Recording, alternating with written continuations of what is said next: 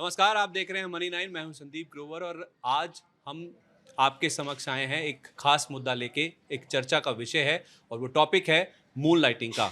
Moon lighting आपने भी सुना होगा, बहुत ज़्यादा चर्चा में है, लेकिन इसको लेके बहुत ज़्यादा विवाद चल रहे हैं। आखिर ये मून लाइटिंग है क्या, क्यों विवाद बनता जा रहा है, कहाँ से ये शुरू हुआ है, कॉर्पोरेट वर्ल्ड तक इसके जो पैर है वो कैसे पसरे हैं और ये किस हद तक सही या गलत है, इस सब के बारे में आज बातचीत करेंगे। और इसको लेकर डिस्कस करने के लिए आज मेरे साथ मेरे 3 सहयोगी मेरे साथ मौजूद हैं। मेरे साथ अभिषेक हैं, प्रणव हैं और मेरे साथ दिनेश जी भी हैं। चलिए इनके पास चलते हैं और एक एक करके समझते हैं। जो सारे क्वेश्चंस आपके मन में भी हैं मून लाइटिंग को लेकर, उसके जवाब देने की कोशिश करते हैं। पहले तो आखिर यही समझते हैं कि आखिर ये मून लाइटिंग है क्या। क्या ये चांद की रोशनी में काम करना ये वो वाली बात है या इसके पीछे कुछ और भी है, जरा समझते हैं। प्रणव, पहले आप ये बताइए कि आखिर ये जो मून लाइटिंग कॉन्सेप्ट है, ये जो वर्ड है, ये आखिर है क्या, क्यों इतना ज़्यादा तूल पकड़ रहा है। मून लाइटिंग को पहले समझाइए। आपने जो बात अभी हल्के फुल्के अंदाज में कही है, जो हंस के आप बता रहे थे, वो एक्चुअली में अगर लिटरल सेंस में देखें तो मून लाइटिंग वैसे ही शुरू है शब्द। मून लाइटिंग का मतलब, पहले मैं तो सामान्य जो परिभाषा है वो बताता हूँ। चांद तारों की लाइट में बैठ के काम करना।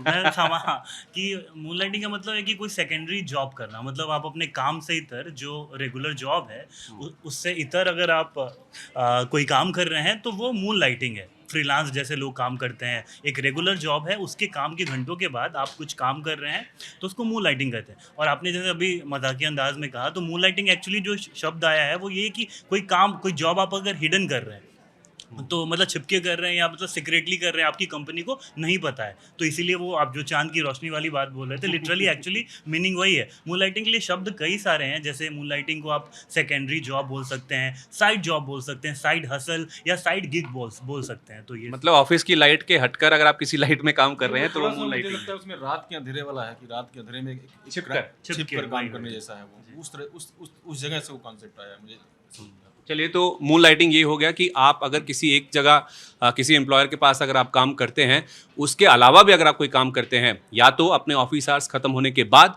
या तो फिर वीकेंड में, यानी कि जब आपके वीकेंड्स ऑफ होते हैं या कोई भी वीक ऑफ आपका जब एक हफ्ते के अंदर आता है, उस दौरान अगर आप किसी दूसरे एम्प्लॉयर के लिए काम करते हैं तो उसे आप मून लाइटिंग के तौर पर समझ सकते हैं। लेकिन इंपॉर्टेंट ये भी समझना है कि आखिर ये मुद्दा टूल क्यों पकड़ रहा है, कहाँ से इसकी शुरुआत हुई है, इसको भी जरा समझ लेते हैं। अभिषेक, आप बताइए आखिर ये कहाँ से शुरू हुआ, ये मुद्दा कहाँ से इनफैक्ट इसका बीज बोया गया और उसके बाद इतना बड़ा ये पौधा बन गया, हर कोई इसके बारे में बातचीत कर रहा है। मून लाइट का ये जो मुद्दा है, ये जो आजकल की स्टार्टअप कंपनियां हैं, जैसे स्विगी, जोमेटो, ये शुरुआत हुई है स्विगी से। स्विगी ने एक्चुअली क्या हुआ कि जब ये अपना लॉकडाउन खुला, उसके बाद दोबारा से इकोनॉमी जब ओपन हुई तो उनका जो कारोबार करने का तरीका था, मॉडल था, वो थोड़ा सा उतना सक्सेसफुल नहीं है जो लगता था लोगों को कि इकोनॉमी खुलने के बाद से एकदम से बूम आएगा, उनके ऑर्डर्स बढ़ेंगे, तो वैसा कुछ नहीं हुआ। तो अब एक्चुअली उनके पास प्लेटफॉर्म बड़ा है, उनके पास डिलीवरी नेटवर्क बड़ा है, तो अब जब वो ऑर्डर्स उतनी तेज़ी से नहीं आए और उनका रेवेन्यू मॉडल उतना जनरेट नहीं हुआ, तो स्विगी ने अपने जो डिलीवरी बॉय हैं उनको बोला कि आप हमारे साथ तो काम कर ही रहे हैं, आप हमारे साथ रहते हुए भी आप दूसरे कंपनियों के लिए भी या कोई दूसरा काम भी आप कर सकते हैं। मतलब उसने अपने एम्प्लॉयज़ को ये छूट दी, तो उसने इसको मून लाइटिंग कॉन्सेप्ट का नाम दिया। तो उसने कहा कि आप भाई हमारे पास, अगर आपको पास काम उतना नहीं मिल पा रहा है जितने आपको अर्निंग की ज़रूरत है, तो आप दूसरी कंपनी के साथ भी जुड़ के काम कर सकते हैं। तो ये वहाँ से शुरुआत हुई। उसके बाद ये बढ़ते बढ़ते आईटी कंपनियों तक जब ये बात पहुँची। एक्चुअली हुआ क्या है कि जो 2 साल लॉकडाउन रहा है, इसमें आईटी में पूरी तरह से वर्क फ्रॉम होम जो काम चला है, इसमें देखा गया है कि ज़्यादातर कर्मचारी घर पर रहते हुए अपनी जो रेगुलर कंपनी है जिसके साथ उनका कॉन्ट्रैक्ट है, उसके लिए तो काम कर ही रहे हैं, साथ ही साथ वो दूसरी कंपनियों के लिए भी काम कर रहे हैं। अच्छा, इसमें मेरा सवाल ये था कि जो मैं पर्सनली समझना चाहता हूँ कि क्या ये जिस कंपनी के लिए काम वो कर रहे हैं, उसी के रिसोर्सेज, उसी का डेटा, उसी की इन्फॉर्मेशन का इस्तेमाल करके दूसरी कंपनी के लिए काम कर रहे हैं, क्या ये भी एक विवाद का मुद्दा है? एक्चुअली विवाद का मुद्दा ही यही है। एक्चुअली जो विवाद है, वो विवाद पूरा इसी बात को लेकर है, क्योंकि जो विप्रो के ऋषभ प्रेम जी हैं, उनका यही कहना है कि मून लाइटिंग का कॉन्सेप्ट जो है वो है two job at a one time, यानी एक ही समय आप 2 जॉब कर दो रहे हैं। नौकरियां कर रहे हैं। तो उसको उन्होंने इथिकल गलत बताया और उसको कंपनी के साथ चीटिंग करार दिया है साफ साफ। और सबसे ज़्यादा हार्श जो कदम उठाया वो विप्रो ने ही उठाया है पूरी इंडस्ट्री में। विप्रो ने कल 300 लोगों को एक साथ फायर कर दिया है सिर्फ मून लाइटिंग का आरोप लगाकर। उन्होंने कहा है कि ये 300 लोग जो है कंपनी में रह के मून लाइटिंग कर रहे थे, इसलिए उन्होंने उनको कंपनी से निकाल दिया गया। अब ये मुद्दा इसके बाद और तूल पकड़ गया है। अब इसमें कॉरपोरेट जो आईटी कंपनियां उन्हीं में आपस में कोई आधी कंपनियां हैं वो इसके पक्ष में है, कोई है जो इसके विपक्ष में है। कोई इसको सही बता रही हैं तो कोई इसको बुरा बता रही हैं। तो अब सारा मुद्दा इसको लेकर है कि आखिर इसको हैंडल कैसे करना है। मतलब अब इसका इस बात पे भी बहस शुरू हो गई है कि जो मून लाइटिंग में आपने 300 कर्मचारियों को निकाला है, इसको आपने पता कैसे किया कि ये मून लाइटिंग कर रहे थे, यानी इसका तरीका क्या है, आपको कैसे पता चला कि ये मून लाइटिंग कर रहे थे। तो इसको लेके भी बहस है। प्लस कर्मचारियों में इतना डर फैल चुका है इस समय। आईटी जो पूरा सेक्टर है बहुत बड़ा सेक्टर है, इसका जीडीपी में एक बहुत बड़ा योगदान है, लाखों लोगों को यहाँ रोजगार मिला है। तो जो मून लाइटिंग जो कॉन्सेप्ट में विवाद छिड़ा है, इसकी वजह से इस समय आईटी जो कर्मचारी हैं उनके अंदर बहुत ज़्यादा डर है और बहुत डरे हुए भी हैं। रोज़ नेचुरली है भाई, किसी की इनकम अगर जाएगी इससे, कोई अच्छा खासा काम चल रहा है और अगर वो जाएगा तो रोज़ भी होगा। तो इस समय ये बड़ा मुद्दा छाया हुआ है। इसलिए मुझे लगता है कि मून लाइटिंग अगर आप एक सही तरीके से और कंपनी अपनी जो आपकी कंपनी है उसको आप भरोसे में लेके उसको बता के और उसके संसाधनों उसके डाटा को अलग रख के पर्सनली आप खुद की स्किल पर काम करते हैं और कंपनी के 9 घंटे के बाद करते हैं और वीक एंड्स में करते हैं, जहां आपकी जो रेगुलर कंपनी है उसके काम पे कोई आप प्रोडक्टिविटी पे कोई असर नहीं पड़ता है। तो मुझे लगता है कि ये इथिकल होना चाहिए। चलिए ठीक है, ये सही है, ये गलत है, मैं इसके ऊपर और भी डिस्कशन करूंगा, आपके पास भी आऊंगा, बस बाकी सबसे भी इसके ऊपर राय लूंगा। लेकिन उससे पहले मुझे जरा ये जानना है प्रणव कि पहले ये बताइए कि जो डिफरेंट इंडस्ट्री वॉइसेस हैं, इन्होंने अभिषेक ने ऋषभ प्रेम जी की बात करी और जो इंडस्ट्री लीडर्स हैं, चूंकि ये जैसे अभिषेक कह रहे हैं कि ये आईटी तक भी इसका जो एक्सटेंशन है वो हो चुका है, आईटी में खास करके ये मुद्दा काफ़ी ज़्यादा तूल पकड़ रहा है, तो इंडस्ट्री लीडर्स का क्या कहना है, पहले ही बताइए।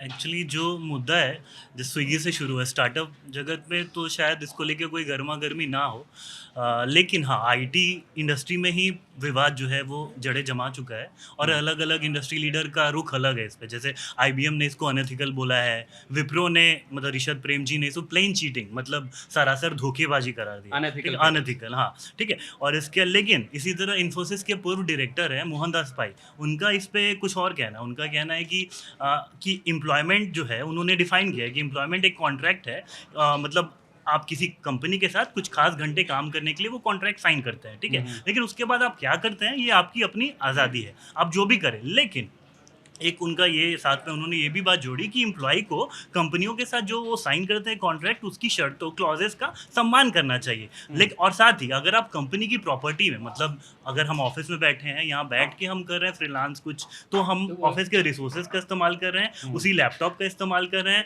और इसी तरह है कि उसका डेटा ब्रीच कर सकते हैं, क्योंकि कंपनीज के पास जो क्लाइंट है, कुछ खास क्लाइंट जो भी हैं, तो उनका डेटा होता है। और अगर आप किसी और आईटी कंपनी के लिए काम कर रहे हैं जो फ्रीलांस वाला काम उसमें मोड पे काम करती है, तो फिर वो गलत है, उन्होंने ये कहा। इसी तरह टेक महिंद्रा के सीईओ सीपी गुरनानी, उनका भी कहना है कि अगर कोई कर्मचारी पूरी एफिशिएंसी से काम कर रहा है और उसकी प्रोडक्टिविटी भी सही है तो मुझे कोई दिक्कत नहीं है, वो कर सकता है। मैं ऐसी पॉलिसी भी लेकर आऊँगा, हमारी कंपनी लाइन मतलब टेक महिंद्रा लेकर आएगी और आप ऐसा कर सकते हैं। लेकिन इसके लिए आपको ओपन होना चाहिए, आपको खुल के बताना चाहिए, हमसे कुछ छिपाए नहीं। तो उनका ये कहना। ठीक है, तो मतलब इंडस्ट्री के लीडर्स की जहाँ तक बात है तो उसमें जो राय है वो बटी हुई नज़र आ रही है।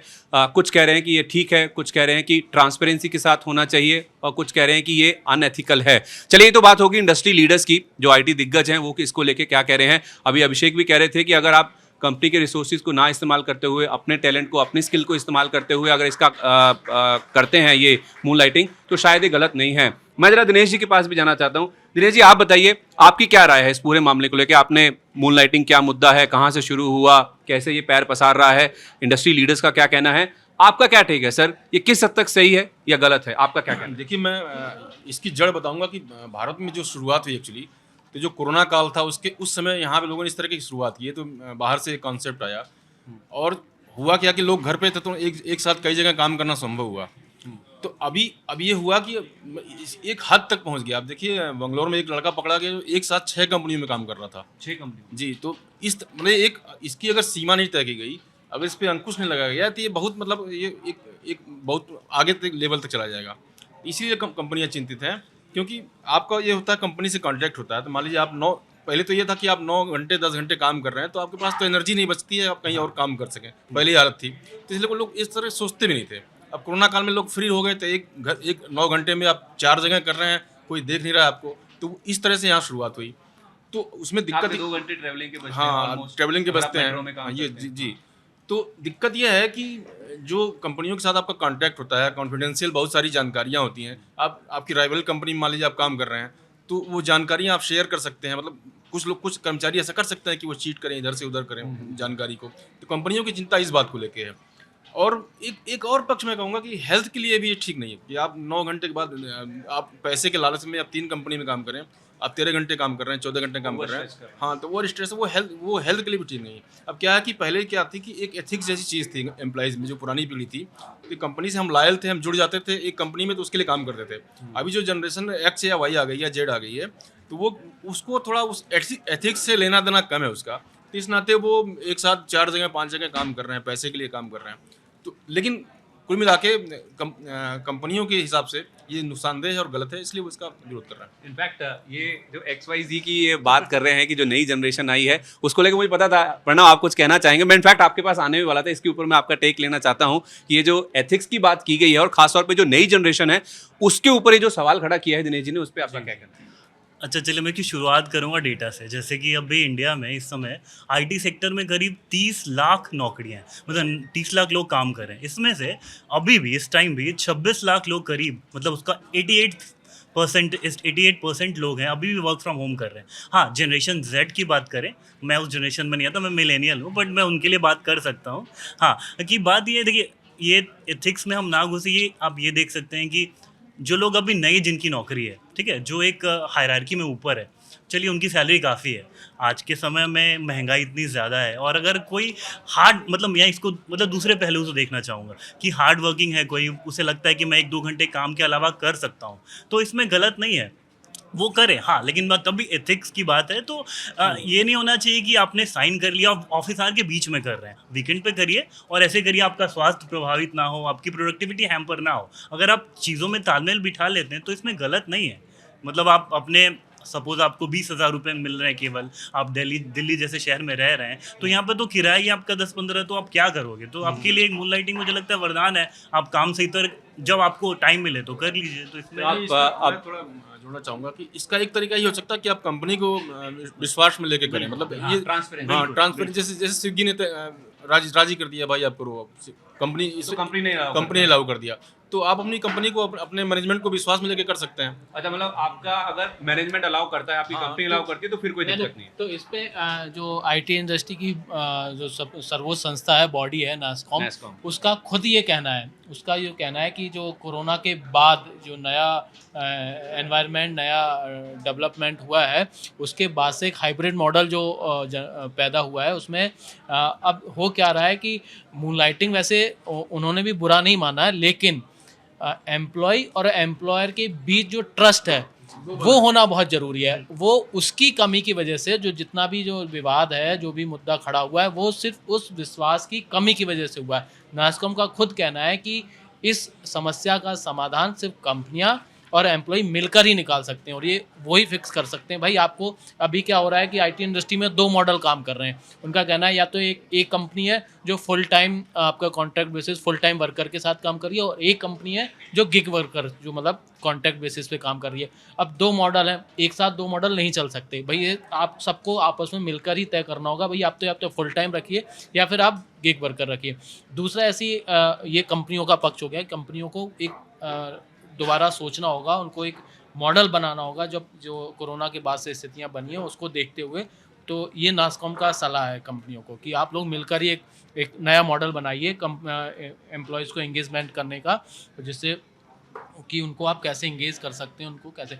दूसरा मॉडल उन्होंने एम्प्लॉय के लिए भी बोला है कि एम्प्लॉय को भी ये ध्यान रखना चाहिए कि जो उनका एम्प्लॉयर है उसके साथ उसका ट्रस्ट जो है वो ब्रीच ना हो, ट्रस्ट ख़त्म ना हो। तो इसके लिए अच्छा है कि वो जहाँ भी काम कर रहे हैं वो अपने रेगुलर जो एम्प्लॉयर है उसको बताएं, अगर वो अलाउ करे तो उसमें कोई बुराई नहीं है। उन्होंने कहा वो मून लाइटिंग ऐसे कोई ख़राब चीज़ नहीं है, अगर आपका एम्प्लॉय और एम्प्लॉयर के बीच ट्रस्ट है और वो मिलके आपस में उनकी प्रोडक्टिविटी अगर बढ़ रही है, इससे कंपनी को फ़ायदा हो रहा है, एम्प्लॉय को भी फ़ायदा हो रहा है, तो इसमें कोई बुराई नहीं है। लेकिन बस ट्रस्ट होना ज़रूरी है। वो ट्रस्ट की कमी की वजह से जो सारा विवाद का मुद्दा है वो सारा ट्रस्ट की कमी की वजह से। तो कुल मिला के देखा जाए जो जी कि स्विगी जैसी कंपनियां, ये भी हो सकता है कि सैलरी ज़्यादा ना देना हो, सारी कर्मचारियों का कास्ट जो है वो कम हो, उनको ज़्यादा ना खर्च करना पड़े, इसलिए एक नया उन्होंने एक बहाना ढूंढ लिया है कि आप मून लाइटिंग करो, कम सैलरी में आपसे काम करवाएंगे कि आप मून लाइटिंग करो। भाई सबको अवसर नहीं है। मान लीजिए बहुत लोग कर्मचारी ऐसे होंगे जिनको अवसर ही नहीं है मून लाइटिंग का, तो आप 15,000 दे रहे हो और कहो कि आप मून लाइटिंग करते रहो, हम तो आपको अलाउ कर रहे हैं। नहीं, स्विगी की जो उनका काम है, उनका तरीका है, वो आईटी कंपनियों से बिल्कुल अलग है।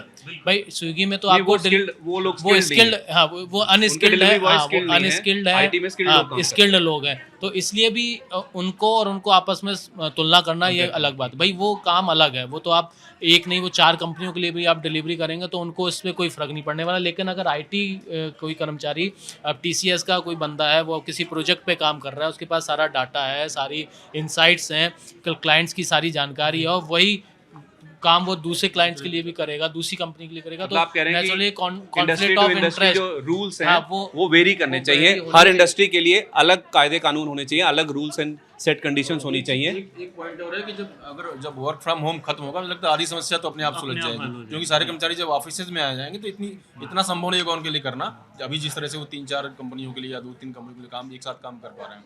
और शायद ये कारण भी है कि टीसीएस ने बोला भी है कि आपको एक हफ्ते में 3 बार ऑफिस में आना अनिवार्य है। तो कुल मिला के जैसे दिनेश जी कह भी रहे हैं कि अगर आप ये जो वर्क फ्रॉम होम है, ये शायद एक जड़ है जिस वजह से ये मुद्दा कहीं ना कहीं से पैदा हुआ है, तूल पकड़ रहा है। वर्क फ्रॉम होम खत्म हो जाएगा, जिसकी शुरुआत ज़्यादातर आईटी कंपनी ने कर भी दी है, तो शायद ये जो मुद्दा है वो कहीं ना कहीं अपने आप सेटल होता हुआ दिखेगा। तो कुल मिला के देखा जाए, मून लाइटिंग यानी कि 2 कंपनियों के लिए एक साथ काम करना शुरू हुआ था ये स्विगी जोमेटो से, और उसके बाद ये कहीं ना कहीं आईटी कंपनी तक भी फैलता हुआ दिखा है। लेकिन इस डिस्कशन से जो पूरा एक निष्कर्ष निकल के सामने आया वो यही है कि स्विगी जोमेटो जैसी कंपनियां और आईटी कंपनियां, इनको एक जैसे तुलना नहीं करना चाहिए। जो दोनों अलग अलग कंपनियां हैं, स्विगी जोमेटो जैसी कंपनियों के लिए अनस्किल्ड लोग काम करते हैं, और इन्फोसिस टीसीएस जैसी जो आईटी कंपनियां हैं उनके लिए स्किल्ड लोग काम करते हैं। लेकिन हाँ, ये जो एम्प्लॉयर है और जो एम्प्लॉई है, यानी कि कर्मचारी और जो एम्प्लॉयर है, उन दोनों के बीच में ट्रस्ट होना चाहिए, ट्रांसपेरेंसी होनी चाहिए, पारदर्शिता होनी चाहिए। अगर दोनों एक ही पेज पे हैं, दोनों को इस चीज़ का पता है कि हाँ मेरा एम्प्लॉयर या मैं अपने एम्प्लॉयर को बता के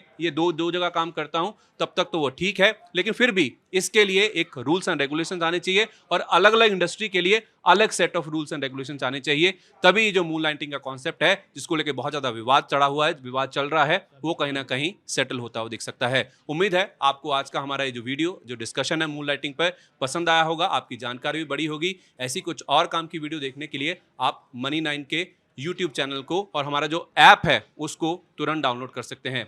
आज के लिए अभिषेक जी, प्रणव, दिनेश जी, आपका बहुत बहुत धन्यवाद, और आपने हमारा वीडियो देखा, आप हमारे साथ जुड़े, उसके लिए भी आपका बहुत बहुत धन्यवाद।